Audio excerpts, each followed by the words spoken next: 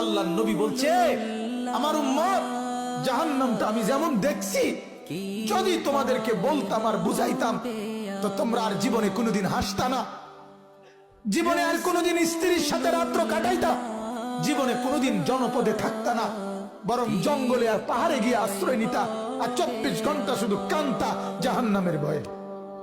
আমি যেটা দেখছি, নবীজি বলছে, লাউ তা'লামুনা মা আ'লামু লা দাহিকতুম কালিলা ওয়া লা বাকাইতুম কাসীরা।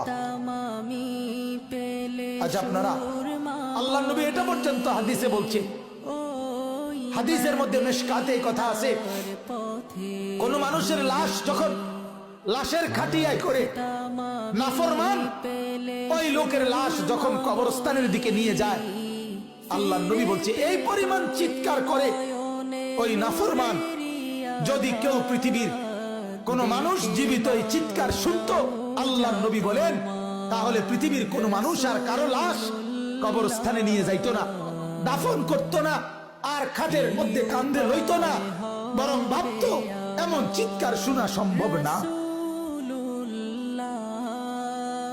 এই কথাগুলো সত্য বাপ, এই কথাগুলো এত বছর ধরে এত আলেম ওলামা কোরআন হাদিসের এত কথা, এগুলো মিথ্যা না।